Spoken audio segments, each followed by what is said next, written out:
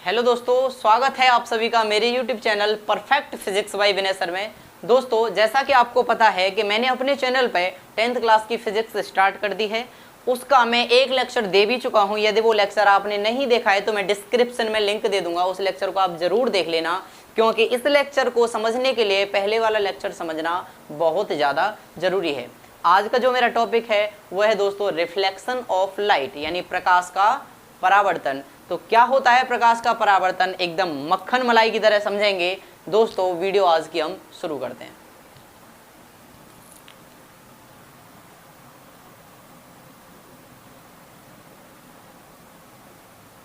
प्रकाश का परावर्तन, इंग्लिश में इसको बोलेंगे रिफ्लेक्शन ऑफ लाइट। ठीक है, तो प्रकाश का परावर्तन क्या होता है? जब प्रकाश की किरण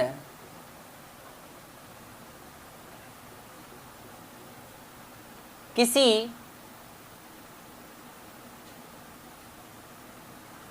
दर्पण पर आपतित होती है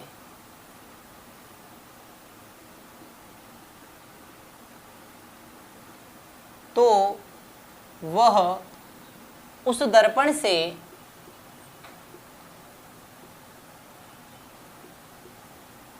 परावर्तन के पश्चात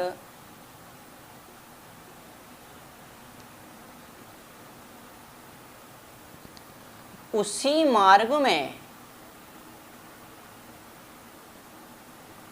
वापस लौट जाती है।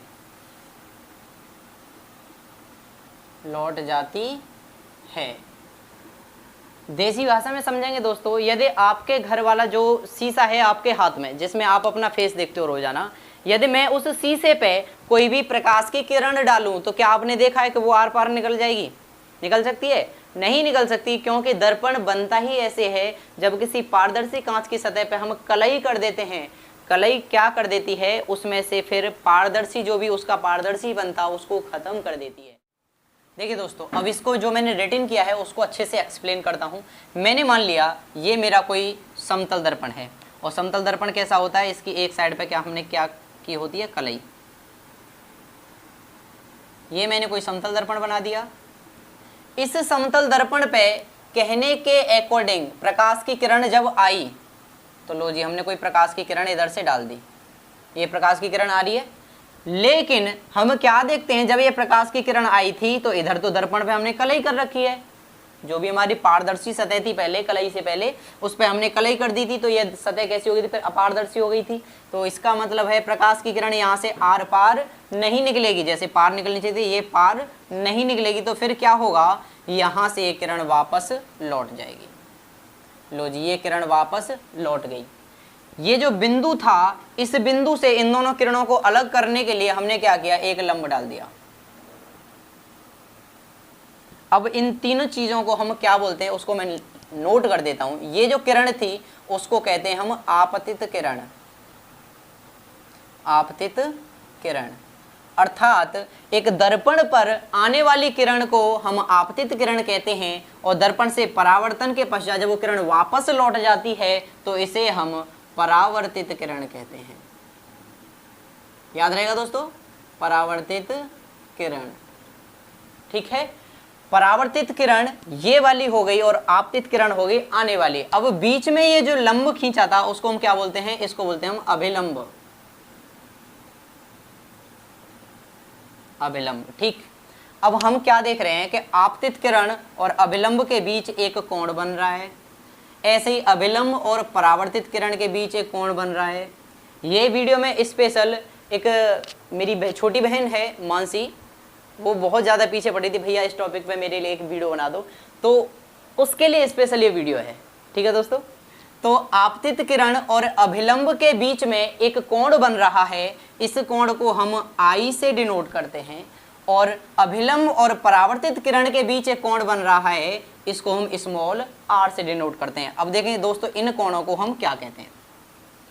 तो ये जो कोण आई था इसको हम बोलते हैं आपतन कोण। क्या बोलते हैं? आपतन कोण।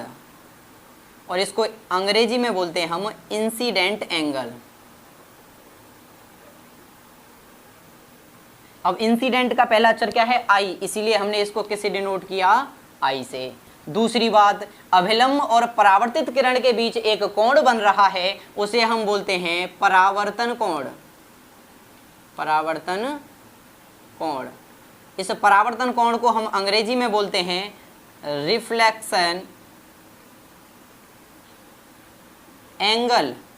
रिफ्लेक्शन एंगल का पहला अक्षर क्या है? आर, इसीलिए हम इसको आर से डिनोट करते हैं। सही बात। मैं फिर से एक बार चैप्टर को, इस टॉपिक को क्लियर करता हूं। जो किरण आई थी उस किरण को बोलते हैं हम आपतित किरण। ठीक बात। उसके बाद ये किरण पार न निकल के उसी मार्ग में वापस लौट गई तो उसका परावर्तन हो गया, इसलिए परावर्तन के नाम पे हमने उसका नाम दे दिया परावर्तित किरण, यानी परावर्तित हो चुकी है वो किरण, इसीलिए उसका नाम दे दिया परावर्तित किरण। इन दोनों को अलग करने के लिए हमने इस बिंदु से एक लंब डाल दिया, इस लंब को हम बोलते हैं अभिलंब। ठीक है, याद रखना है, और इनकी डेफिनेशन भी साथ ही साथ मैं करवाता जा रहा हूँ, वैसे भी मैं नोट कर दूंगा। ठीक बात। उसके बाद हम देख रहे हैं आपतित किरण और अभिलंब के बीच, यानी ये वाला और ये वाली साइड के बीच एक कोण बन रहा है, ये वाला। इस कोण को हम बोलते हैं दोस्तों आपतन कोण। फिर इधर भी देख रहे हैं तो इधर भी एक कोण बन रहा है, वो क्या है? अभिलंब और परावर्तित किरण के बीच एक बना कोण, उसको हम आर से डिनोट करते हैं और उसको हिंदी में बोलते हैं हम परावर्तन कोण। तो ये जो पूरा सिस्टम हो गया दोस्तों, ये कहलाता है हमारा प्रकाश का परावर्तन। अर्थात जब उस दर्पण से परावर्तन के पश्चात उसी मार्ग में वापस लौट जाती है तो यह घटना क्या कहलाएगी?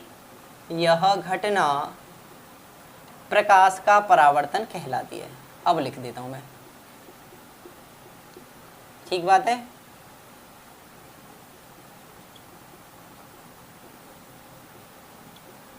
खूब, आपके बहुत अच्छे से समझ में आ रहा होगा। एक बार फिर से, आपतित किरण ये, अभिलंब बीच वाला लंब, परावर्तित किरण ये। अब मेन चीज जो यहाँ पे ये बिंदु है, इस बिंदु का एक स्पेशल नाम है, वो क्या है? आपतन बिंदु।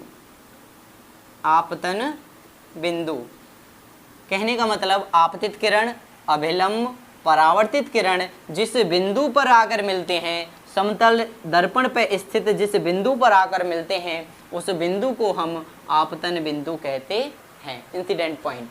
ठीक है दोस्तों। अब एक बार मैं इन सब की डेफिनेशन अलग से नोट कर देता हूं। देखिए, आपतित किरण क्या होती है? एक ऐसी किरण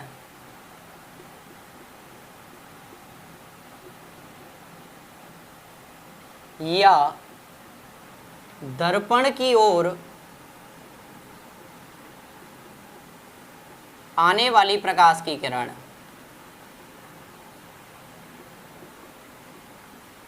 प्रकाश की किरण क्या कहलाती है? आपतित किरण कहलाती है।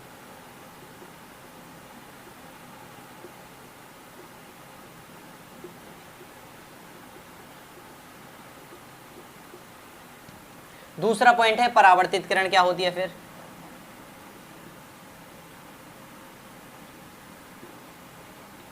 देखिए इसकी डेफिनेशन।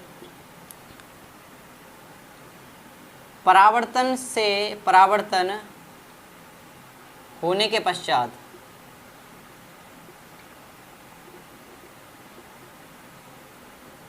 वापस लौटने वाली किरण, वापस लौटने वाली किरण क्या कहलाती है दोस्तों? परावर्तित किरण कहलाती है।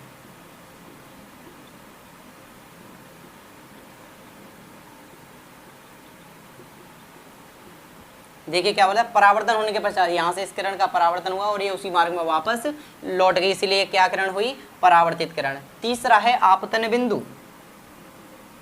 आपतन बिंदु, देखिए आपतन बिंदु क्या है?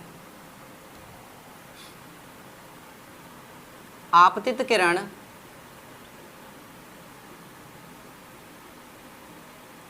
व परावर्तित किरण दर्पण के जिस बिंदु पर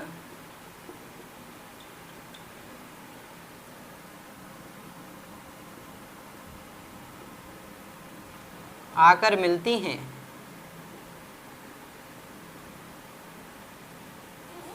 आपतन बिंदु कहलाता है।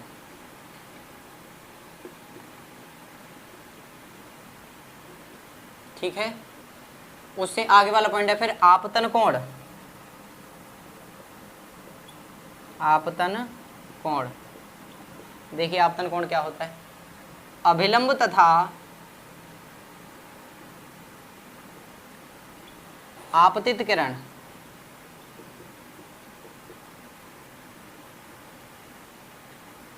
के बीच बने कोण को क्या कहते हैं? हम आपतन कोण कहते हैं। आपतन कोण कहते, यानी देखिए आपतित किरण और आप ये अभिलंब के बीच जो कोण बन रहा है इसको क्या बोलते हैं? आपतन कोण। इसे डिनोट किसे करते हैं? इसे आई से डिनोट करते हैं। आई से क्या करते हैं? प्रदर्शित। उसके बाद आगे वाला पॉइंट है मेरा परावर्तन कोण। परावर्तन कोण, इसकी डेफिनेशन है अभिलंब तथा परावर्तित किरण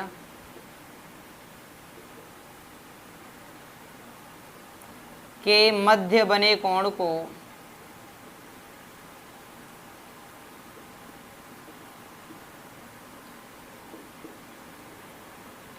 परावर्तन कोण कहते हैं। यानी कि देखिए अभिलंब और परावर्तित किरण के बीच जो कोण बन रहा है ये वाला, इसको हम क्या कहते हैं? परावर्तन कोण। इसे आई से डिनोट करते हैं। ठीक है दोस्तों, उसके बाद तीसरा बचा, अगला मेरा पॉइंट बचा है फिर आपतन बिंदु। लो इसको यहां लिख देता हूं मैं, आपतन बिंदु। आपतन बिंदु की डेफिनेशन क्या होती है? आपतित किरण कौमा परावर्तित किरण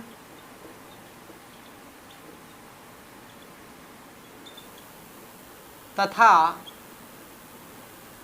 अभिलंब जिस बिंदु पर आकर मिलते हैं, जिस बिंदु पर आकर मिलते हैं वह आपतन बिंदु कहलाता है।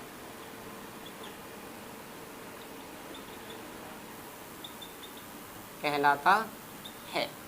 देखिए दोस्तों, चित्र बिल्कुल हो गया अब तुम्हारा मक्खन। आपतित किरण क्या होती है, आपतन कोण क्या होता है, अभिलंब क्या होता है, परावर्तन कोण क्या होता है, परावर्तित किरण क्या होती है, आपतन बिंदु क्या होता है, इन सब की डेफिनेशन मैंने लिख दी। अब क्या आता है? परावर्तन के नियम। परावर्तन के दो नियम होते हैं दोस्तों।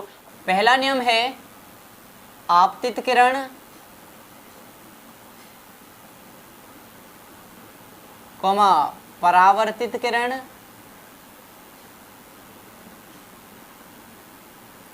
तथा आपतन बिंदु पर अभिलंब। आपतन बिंदु पर अभिलंब तीनों एक ही तल में स्थित होते हैं। तीनों एक ही तल में स्थित होते हैं। देखिए दोस्तों, चित्र में देखिए आपतित किरण, परावर्तित किरण और आपतन बिंदु पर अभिलंब, ये तीनों देखना एक ही तल में स्थित है या नहीं? ये इसी तल में जो समतल दर्पण था। ठीक है, क्लियर हो गया। दूसरा पॉइंट है आपतन कोण की ज्या। आपतन कोण की ज्या। ज्या हिंदी का शब्द है और इंग्लिश में इसको बोलते हैं साइन। आपतन कोण की ज्या तथा दूसरा कोण कौन सा था? परावर्तन। परावर्तन कोण की ज्या का अनुपात एक नियतांक होता है। नियतांक होता है। देखिए दोस्तों क्या है, आपतन कोण की ज्या, ज्या का मतलब क्या होता है साइन, और कौन सा कोण लिया है, आपतन कोण। आपतन कोण को किससे डिनोट करते थे हम, आई से, अर्थात आपतन कोण की ज्या। फिर दूसरा क्या है, परावर्तन कोण की ज्या, परावर्तन कोण को करते थे हम आर से, और इस आर की ज्या निकाल दी हमने, क्या हो जाएगा ये साइन आर, यानी परावर्तन कोण की ज्या का अनुपात, लो बीच में अनुपात का चिन्ह लगा दिया, ठीक है, बराबर एक नियतांक होता है, नियतांक हमने मान लिया n। अब हम जानते हैं जो कोई चीज अनुपात में दी गई हो तो उसको सही बटे में लिख लेते हैं, न्यूमरेटर अपॉन डेनोमिनेटर। तो n बराबर क्या हो जाएगा यहाँ पे, साइन आई ऊपर बटे साइन आर नीचे। और ये जो हमारा फॉर्मूला निकल के आया, अपवर्तनांक is equal to sine i upon sine r. N को देखो नियतांक भी बोलते हैं और यहाँ पे इसको अपवर्तनांक भी बोलते हैं, अपवर्तनांक। तो अपवर्तनांक इज इक्वल टू क्या होता है, आपतन कोण की ज्या बटे परावर्तन कोण की ज्या। ये नियम एक साइंटिस्ट हुए थे, उन्होंने भी दिया था, उनका क्या नाम था, उन्हीं के नाम पे इसे स्नेल का नियम भी कहते हैं, स्नेल का नियम भी कहते हैं। अर्थात देखिए स्नेल ने जो प्रयोग किए थे उनके आधार पर जब ये फॉर्मूला बनाया था, तो क्या उनकी थ्योरी रही थी कि जो आपतन कोण की ज्या होती है, ज्या मतलब साइन आई, ज्या को हिंदी इंग्लिश में हम क्या बोलते हैं साइन, और परावर्तन कोण आर की ज्या कितना हो जाएगा साइन आर का अनुपात, लो अनुपात लगा दिया, किसके बराबर होता है, एक नियतांक होता है, नियतांक मान लिया हमने n, उस नियतांक n को हम अपवर्तनांक भी बोलते हैं। तो अपवर्तनांक n इज इक्वल टू क्या आ गया, साइन आई बटे साइन आर, इसे हम स्नेल का नियम भी कहते हैं। दोस्तों आई होप ये लेक्चर आपको बहुत पसंद आया होगा और बहुत अच्छे से समझ भी आया होगा। अगर कोई भी पॉइंट आपका क्लियर नहीं हुआ तो आप मेरे को कमेंट बॉक्स में अपना टॉपिक जो भी अपनी प्रॉब्लम है वो शेयर कर सकते हैं, मैं सभी की कमेंट का रिप्लाई करता हूँ। थैंक यू दोस्तों एंड थैंक्स फॉर वॉचिंग।